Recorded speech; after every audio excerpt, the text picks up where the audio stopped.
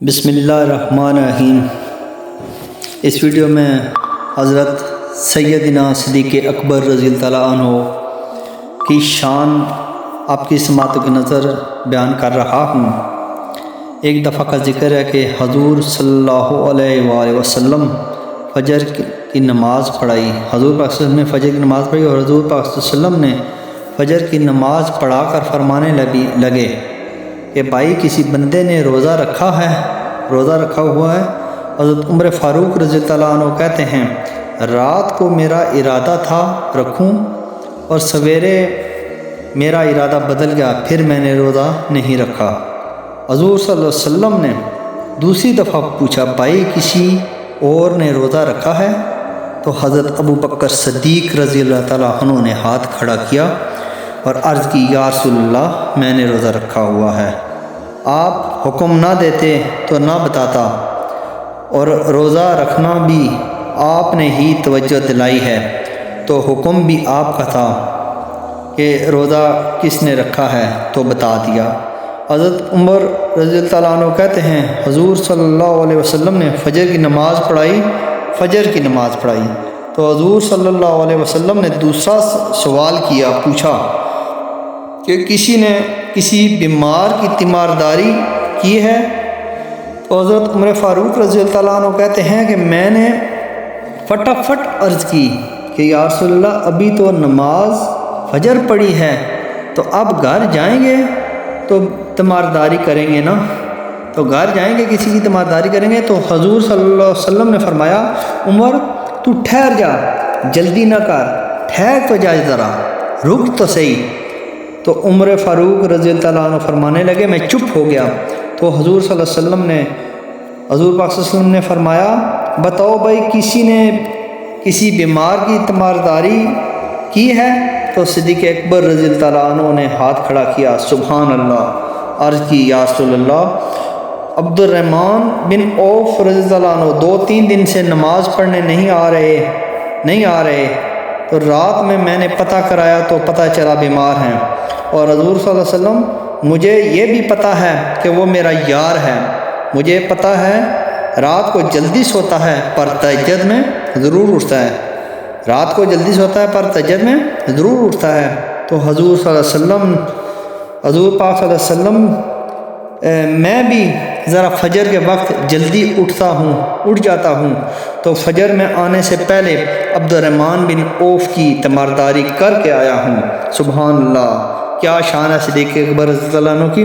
حضرت عمر فاروق رضی اللہ عنہ کہتے ہیں میں نا ہلکا ڈھیلا پڑ گیا۔ حضور صلی اللہ علیہ وسلم نے تیسرا سوال پوچھا، فرمایا کسی نے کسی مسکین کو کھانا کھلایا ہے؟ تو حضرت سیدنا عمر فاروق رضی اللہ عنہ کہتے ہیں کہ میں نے عرض کی یا رسول اللہ صلی اللہ علیہ وسلم ابھی تو فجر پڑی ہے، گھر جائیں گے کوئی چیز لیں گے تو کھانا کھلائیں گے۔ تو حضور پاک صلی اللہ علیہ وسلم مسکرانے لگے، فرمایا عمر تو ذرا ٹھہر نہیں جاتا، تو ٹھہر جا ذرا نظارہ تو کرنا۔ گویا یہ شان صدیق اکبر رضی اللہ عنہ کا جلسہ ہو رہا ہے، حضور صلی اللہ علیہ وسلم نے پھر پوچھا بھائی کسی نے کسی مسکین کو کھانا کھلایا ہے؟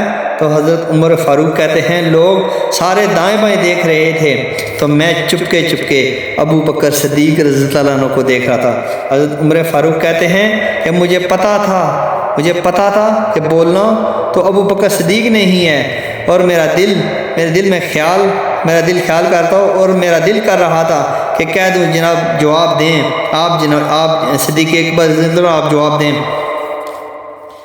تو ان کو پتا تھا کہ سونا کن کاموں میں راضی ہوگا، سونا کن کاموں میں خوش ہے۔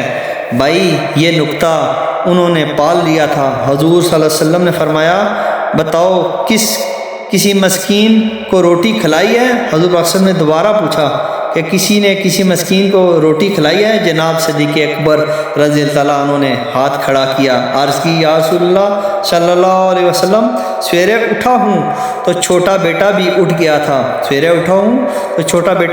تھا، اور میرے وضو کرتے سنت پڑھتے ماں سے کہنے لگا بھوک لگ رہی ہے، تو ماں نے دو روٹیاں پکا دیں تو حضور صلی اللہ علیہ وسلم ایک اس نے کھائی اور دوسری اس کے ہاتھ میں تھی، ایک اس نے کھائی اور دوسری اس کے ہاتھ میں تھی کہ جب ہم نکلے گھر سے، جب ہم گھر سے نکلے تو دروازے پر ایک فقیر کھڑا تھا، ایک مسکین کھڑا تھا، ایک فقیر کھڑا تھا دروازے پہ، ایک مسکین کھڑا تھا، کہہ رہا تھا رات سے بھوکا ہوں، کہہ رہا تھا رات سے بھوکا ہوں، اور فقیر کہتا ہے کوئی دروازہ کھلنے کا انتظار کر رہا تھا، ابو بکر سب سے پہلے تیرا ہی کھلا ہے، تو حضور اس مسکین کو ایک روٹی کھلا کر آیا ہوں۔ تو حضرت عمر فاروق رضی اللہ عنہ کہتے ہیں کہ میں نے گردن جھکا لی اور میرے رسول کریم صلی اللہ علیہ وسلم نے فرمایا اے اللہ میرے ابو بکر پہ رحم فرما، اے اللہ میرے ابو بکر سے راضی رہنا۔ حضرت ابو بکر صدیق سمجھ گئے تھے، سمجھ آ گئی تھی کہ حضور کو کن باتوں میں، ورنہ اپنے اوپر وہ سارا کچھ طاری کر لیا تھا۔ ان کی ادائیں بالکل ڈال گئی تھیں نبی پاک صلی اللہ علیہ وسلم کی اداؤں میں۔ 3 دن وہ غار ثور میں رہے تو ہمارے صوفیاء فرماتے ہیں ان پر تجلیاں بھی پڑیں، ان پر تجلیاں بھی پڑیں محبوب کی معرفت کی، ان پر تجلیاں بھی پڑی محبوب کی معرفت کی۔ جب مدینے آئے نبی کریم صلی اللہ علیہ وسلم کو، جب مدینے آئے نبی کریم صلی اللہ علیہ وسلم کے، تو کچھ لوگوں نے حضور صلی اللہ علیہ وسلم کی، حضور پاک صلی اللہ علیہ وسلم کی زیارت کی تھی اور کچھ نے حضور پاک صلی اللہ علیہ وسلم کی زیارت نہیں کی تھی۔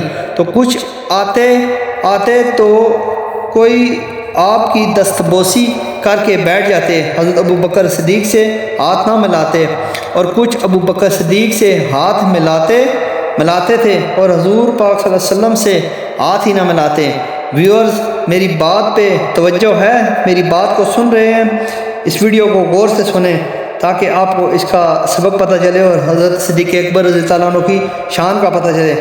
تو کچھ ہاتھ حضور پاک صلی اللہ علیہ وسلم ملاتے اور کچھ نہ ملاتے، تو لوگوں کو شبہ ہونے لگا، معاذ اللہ، وہ سمجھنے لگے کہ یہی اللہ کے رسول ہیں حضرت صدیق اکبر رضی اللہ عنہ، یہ کیوں شبہ ہوا؟ تو ہمارے محدثین فرماتے ہیں کہ ابو بکر صدیق رضی اللہ عنہ بولتے بھی اسی طرح تھے جو میرے نبی کریم صلی اللہ علیہ وسلم کا طریقہ تھا، بیٹھتے بھی اسی طرح تھے جس طرح نبی پاک صلی اللہ علیہ وسلم کا طریقہ تھا۔